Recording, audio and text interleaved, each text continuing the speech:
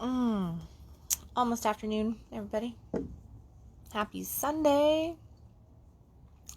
It could be the end of the week. It could be the start of the week. It would just be Sunday. Day of rest for so many, right? And still yet a day of work for so many. Man, I was just sitting here and I was contemplating a bunch of different things, but among the things contemplated was entwinement. I was actually thinking about the Graham Hancock book. If any of you are Graham Hancock fans out there, I love Graham Hancock. I love all of his work. But he has a book called Entangled, which is kind of like entwinement, right? We could be entwined or we could be entangled. And there is an entanglement that occurs in our relationships for sure. I was just saying goodbye to my man this morning, and it's just like, I don't want you to go. I want you to stay. Why can't we just stay together forever? All this, all this like just connection and this entwinement between souls energetically and everything. But two lives parting for moments in time and everything, and it's all good. But I was thinking about that's the positive when we want to be entwined and we feel this draw to somebody, and when we're really deeply in love, of course, the entwinement is by far more intense. And when we separate for any time frame, then it's painful, and you don't want to part ways. It's kind of like being on vacation, and when your partner makes you feel like you're on vacation every single day, right? Well, it's also a little bit of new relationship energy in there that we experience, but I know for a fact that entwinement can go on for years and years in a positive sense. I was thinking back to, to my very first relationship, the man that kind of sent me down my tantric path, and we are still today deeply entwined, entangled, energetically, emotionally, to the point that we don't live very far apart, and we are really dear, close friends. But way back in the day when him and I were dating and together and exploring Tantra and relationship, new relationship, being young and dumb and in love, I was thinking of, what's created that soul entwinement, because there is positive soul entwinement and there is negative soul entwinement. And a lot of metaphysical background people would say, it's cord cutting that needs to happen. Cord cutting is a thing. I mean, in the religious compartment, there is also a cord cutting that can occur where we work on those energetic cords and those spiritual cords to create a new energy so that energies can emerge the way they need to in current, instead of getting trapped in an old way of being. And that's all cord cutting is. So if you've ever wondered what is cord cutting, it is just a facelift to the energy, you could say. It does not sever any relationship if you do cord cutting of any fashion from a biblical standpoint or from a metaphysical standpoint. Cord cutting just basically gives energy between two individuals a boost, a facelift, so that they can come together energetically in the current standing of energy, instead of getting caught up in all the old crap back there. So yes, cord cutting does happen. I am an advocate of cord cutting. I cord cut almost daily due to being in the field that I am in. I do a lot of cord cutting around my clients, just to kind of like wash off their muck and to make sure that my energy doesn't interfere with their energy too much. Theirs doesn't interfere with my energy too much. So there's that constant clearing of energy that I do there. I do cord cutting around my children and myself. I do cord cutting around my partner and myself, around my mother and I, all these, friends. And it is just to keep that energy nice and uplifted and meeting where it needs to meet at the current moments when we come together. So there is this positive that happens, and cord cutting should happen, good or bad, going on in your world with different relationships. You still explore those options there. But there's the positive, where we come together, we elate each other, we feel elevated on holiday. It's, exciting. We're like, yes, and we just feel all caught up in the other person. and kind of like where we're just melding together. And it's a beautiful, beautiful, yummy experience. And like I said before, I know that it can go on for years because I've experienced it, like in that first relationship, where even still today, I can just focus in and see him in my mind's eye, and there is positive, connective feelings to the point that I can probably get him to text me just by really focusing in and connecting at an energetic level, because we are entwined, okay? And then there is, of course, negative entwinement that can happen in relationships. And this is where we get into codependency, we get into neediness, we get into addiction, okay, with the other soul.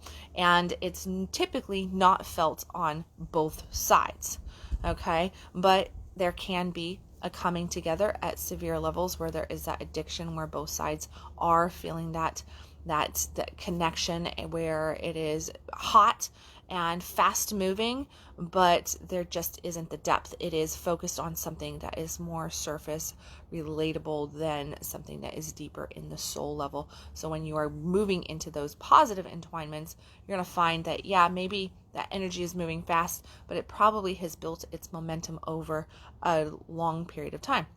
For example, we'll go back to that high school relationship for you guys. Him and I, I guess we dated. I don't know if we really dated, but we were together for right around a year, maybe a little bit more than a year, before we ever got sexually involved, before we ever took that step. So it wasn't the sex that entwined us. It wasn't that intimacy that entwined us. We did a lot of tantric practices together without the sex. So we did a lot of soul gazing, which is eye gazing, right? We focused in left eye to left eye. We did a lot of chakra connection exercises where we were focusing in on breathing in each other's heart space, connecting our energetic levels. We did a lot of rhythmic breathing processes together, and we took our time. We sat in silence, we meditated together, we were out in nature, and we just did a lot of what I now know was a tantric entwinement that could definitely, bring about that positive entwinement in the relationship. Fast forward through, I have experienced lots of entwinements with different people where it was like fast and exciting, and maybe they were feeling very like, oh, addictive to me, or maybe I was like really caught up in them. Actually, I don't really get too caught up in people, but I'm like maybe 3 people that I can say that I've been caught up in over the course of my time frame, with a heck of a lot more out there of exploration and stuff. But there it was always this, like, I've always had these like energies where I felt kind of entwined with somebody, but it was shorter, and I referred to those as more of a short circuit relationship. And that was that coming in, but the energies were fast and connected on the front side, and then they fizzled really quick, and so it would blow up within a shorter period of time, where our energies just weren't aligning to any degree. And I could feel myself pulling away, or them pulling away, or both of us pulling away and going opposite directions. But here's the thing, some of those turned out to be very negative entwinements, and that was because of the post relationship stuff that occurred. I have one person that has been, I'm sure he feels entwined with me. I don't feel entwined with him, but it has been a connective saga, you could say, for going on a decade. It might even be a decade long. I've lost track through the years, where he is just he's potentially the most persistent man on the planet, because he just consistently reaches out and connects. And it's like, for a decade? Really? We're going to keep doing this? And he won't take my nose, and he won't take anything. And I feel this like pull, this negative pull from him. So I have to lean back and I go, oh, wow, what is this? Like, what is this sensation? And I realize that there's an energetic cord there that's operating at a very low vibration, and it's being tugged on.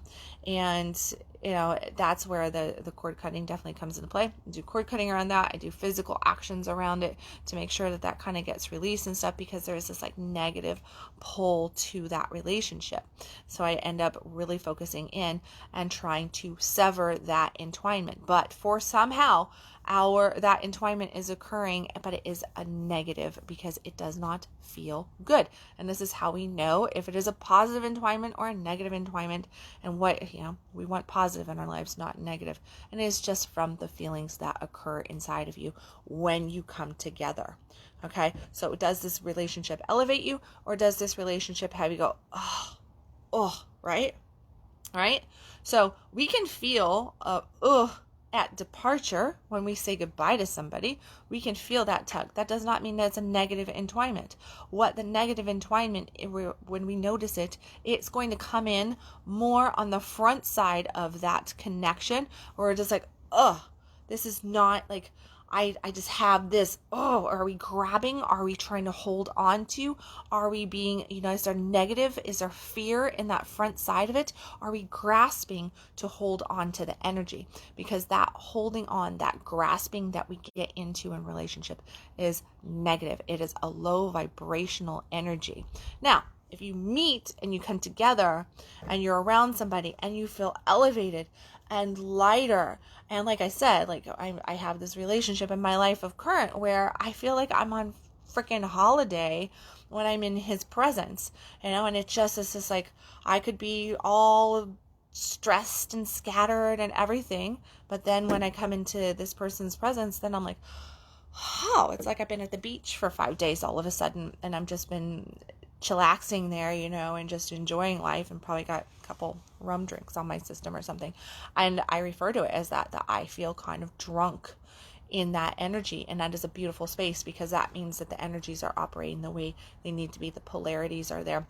And when you get into that, that's what you're looking for. Is there a healthy polarity, or is there a negative polarity going on?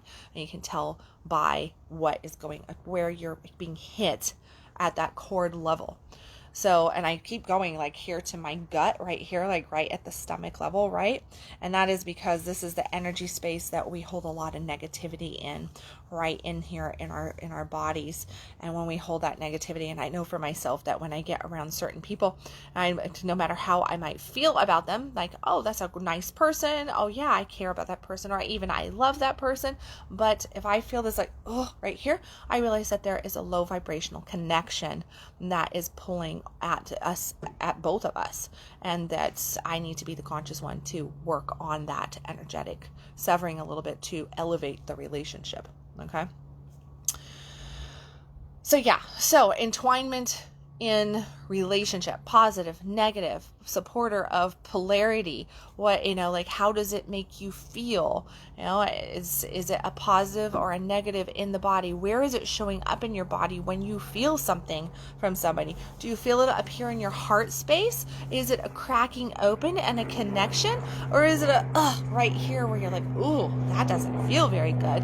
What's going on? Or does it hit you down in the gut where you're just like, ooh, now I feel, I don't know what, but it's not right, and it's just not feeling good? That's the kind of stuff that you need to pay attention to. Or does it cause you to get up in your head where you're in this headspace and you just armor up, you block yourself completely because you don't want to feel? Are you armoring? That's another space to really be consistently conscious of in any relationship. And here's the thing, that doesn't necessarily deal with entwinement. It deals with the blocking of entwinement. It deals with the blocking of connection in general. And then we wonder why we feel so numb in life, why we feel so empty, why we don't make deep connections. But sometimes in relationship, a lot in relationship these days, we come at relationship from the mind and not the heart and the soul, and that creates armor on the front side. And it's because we're all armored up here. We're scared to put our hearts into anything. We don't want to get hurt. We don't want to experience pain. And so we think we are loving, we think we are in love, we think we care, we think all this stuff, and we go, yeah, I love you, but we don't really feel it. We don't really feel it from here. And that means that there is an armor up in place to prevent you from actually connecting, which in another way can create a negative entwinement, because then we will operate from a place of need instead of a place of want, a place of energetic connection, a place of actual authentic love. So realize that, and that need is what so many, and I hate to say this, people, but so many relationships, committed marriages out there today, dating relationships, commitment-based relationships, a lot of them, and I'm going to like scarily say that I'm going to put like an 80-85% on this, and that's chances are 80-85% of relationship is based in need and not actual love. And what we believe is love is actually that need coming through. I need you for this. And now you might say, oh yeah, like maybe you need your partner for financial stability. Maybe you need your partner for, the support with kids. Maybe you need your partner for this, that, blah, blah, blah. Maybe I need my partner for what? Sex. I've heard a lot of men say, well, I got married so I don't have to go and look for sex anymore. Like it's just right there. And then they wonder why they don't have sex, right? Well, it's because that's what you got married for. And that's all that relationship is of value to you, right? So that's just not a positive connection that you're making. But the other things that we need in relationship, that we end up in relationship for, are a feeling of, I feel loved, I feel worthy, I feel valuable, I feel more confident when I'm in relationship, I feel more stable when I'm in relationship, I feel more, secure in myself, in my home, in my abilities when I'm in relationship. I need that connection there. So I need that, comrade, you could say, right there in order to be, what are we all looking for? Happiness, right? We're looking for happiness, and we think that relationship is going to fulfill that by giving us these things. And what that is it is false. It's all fake. It's fake worthiness. It's fake security in life. It's fake love for self. It's fake feeling love for others and fake feeling lovable. It's all fake. Everything. And yeah, I encourage everybody to kind of check themselves as you're entering into the new year. Look at your relationship and go, hey, am I entwined with this person for how they make me feel? Because I feel worthy, I feel lovable, I feel successful, I feel this, I feel confident, I feel all this kind of stuff when I'm in this relationship, but I don't feel it without relationship. Well, then that's a relationship of need, and you are entwined for all the wrong reasons, which is coming at the relationship from a low vibration, from that low negative connective piece of entwinement of those energies, versus coming at it from a higher level of the heart, of the desire, of the want, and that true energetics that is bringing you together at that soul heart level, versus that place of, you fulfill this void in me and makes me feel blah, blah, blah. And that is why I'm here. And buying that as love, buying that as your truth of the relationship, because it's not, okay? And at the end of the day, realize that you are entwined with every single person that you are in relationship with, not just the intimate love-based relationships. You are entwined with your children. You are entwined with your siblings. You are entwined with your friends, with your colleagues at work, with anybody that you are in contact with. So just realize that it's not just the sexual intimate partner. It is all these people in your world. And if you really want to come at relationship across the board as an elevated conscious being and have healthy boundaries and healthy respect and unconditional love, and relate from that level of where we are coming from, our core in relationship, so that we can have positive entwinements, well, then it's time to get real with what that relationship is doing for you. How is it serving you? Why are you showing up in the relationship? And where are you really feeling the relationship at in your physical being? Hey there, we can't plan or create feelings. It all comes naturally only from true open heart. No, we cannot plan or create feelings. That is most certain, and those things do come from the heart space, from the souls that are serving us. So yeah, positive or negative entwinement. We are entwined with everybody that we are in relationship with, that we connect with. If it is a positive or a negative, that only you can find out. Only you will know if you take the time to become. Okay, I lost internet. Hold on, let me get up here on the boat. Let's be on the boat for a second. Okay. Clear sky. I know some would say, check your internet locations before you move into a house, right? Yeah, so only you would know if it's positive or negative for sure. And it's about the consciousness that you bring to the relationship, and if you are really truly connected to your core or not. So finding that core self and living from that core, from your heart space, from hey Deb, from your soul level is definitely key element if you want to have a turned on soul-based relationship that is all about positive entwinement. Okay guys, let me see, announcements January 9th, I want to say. I think it's January 9th.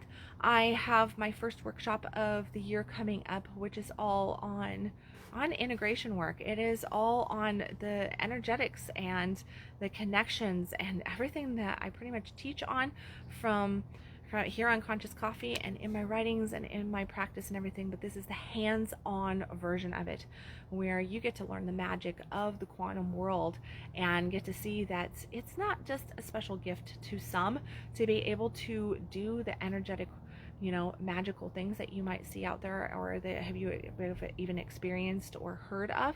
Each and every one of us does have that capability. We all have the ability to play with and create with the quantum field. So that class, it is going to be a small base class, but thanks to COVID, right? But yeah, January 9th, look for it on my website at www.kendalwilliams.com. Underneath the events tab, I'll make sure that also gets here underneath the comment section, of course. But there is very limited space. This is, reservation needed. So make sure that you click all the buttons for that and get your reservation spot if you are local to the Dallas-Fort Worth area or can get here.